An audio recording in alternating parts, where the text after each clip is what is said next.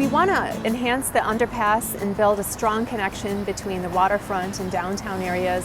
But really what's so important is to create a very unique space where the community can come and it can really become an iconic area for Santa Barbara.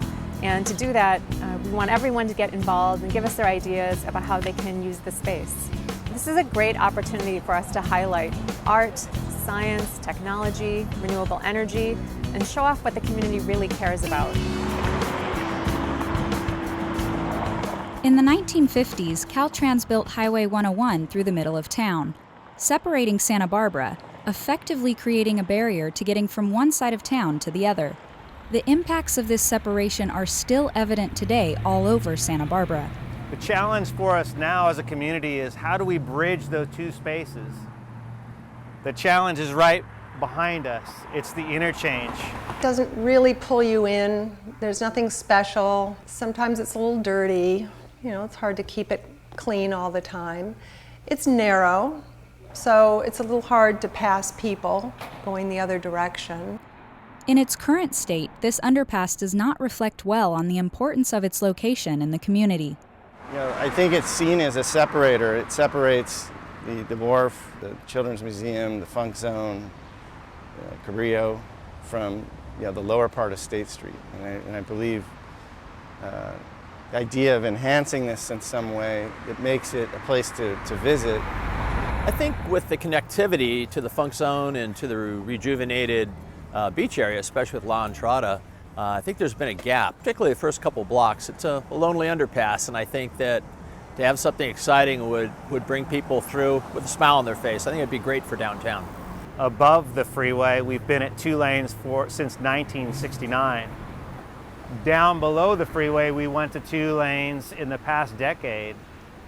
Under the freeway, it's 5. So now we have to make it logically fit, we need to narrow those lanes and add more people space. There's some pretty serious limitations on what can and can't happen here, but it's certainly a more enhanced bike lane, maybe with a barrier to create a much safer and more protected lane for the bike traffic. The bike traffic here is pretty heavy, and the pedestrian traffic could be enhanced by that as well. Our goal with this process is to try to make the interchange not just to eliminate the barrier, but make it attractive to go both ways and to be something that is inviting.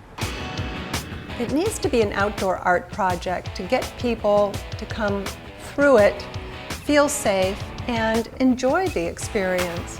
I love the idea of having public art. It's a blank canvas, and I think to bring some excitement to it and some public art to it would be money well spent, and I think it would be a boon and a good thing for the spirit of Santa Barbara as well as for business. Art provides a unique element to any given built space that creates an opportunity for our constituents and for visitors to really interact with the local environment in a way that they otherwise wouldn't be able to. So if we create something here that has a certain kind of an appeal, whether it's word of mouth or there's something that they see that creates a visceral draw-in, then they're going to want to drop in, experience it, go to the other side, and then barbell over to the other part of the commerce of the city. I think this has an opportunity to be a civic pin that it would be a destination for international travels to go have you seen this thing? It's unbelievable. And it appeals on a technological level, it appeals on a visceral level.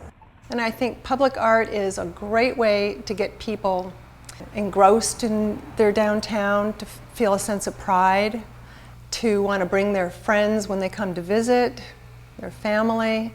And that's what it's all about, having this great community in Santa Barbara and having a vital downtown that we can all enjoy.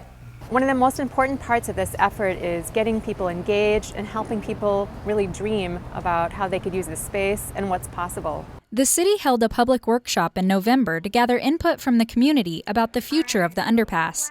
The event was well attended and many creative ideas were discussed.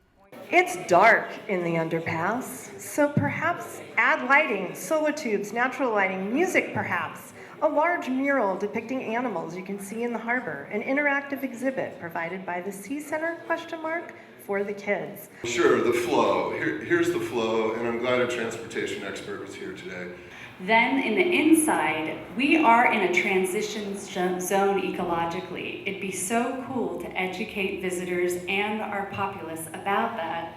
So you would have one half of this area devoted to land mammals with the visuals of the lights at night, so that people would visit and say, I have to come see what this looks like at night. You know, cities that have a lot of civic art or points of interest, people want to bounce and swim through the city. And I think we could use more of that here. If you were to look at it like verticals, like what are the highest verticals of importance with this project?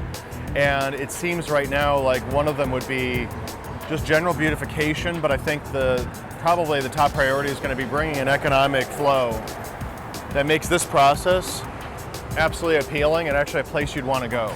I think everyone has a piece of public art that's inspired them, something they've traveled to, seen in another city, or maybe something they've seen online.